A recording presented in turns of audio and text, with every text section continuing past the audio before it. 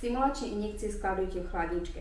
5 až 10 minút pred aplikáciou si injekcii vyberte z chladničky.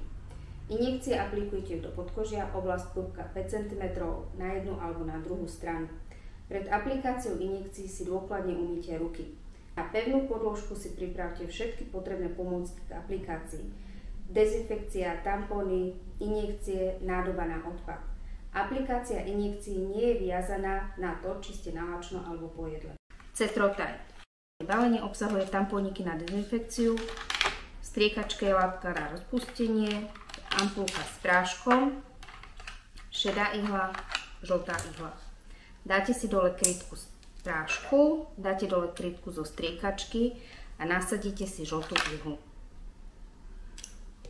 Celý obsah striekačky vstreknete do ampulky, prášok sa rozriedi, nasajete späť do striekačky, vymeníte ihlu za šedú,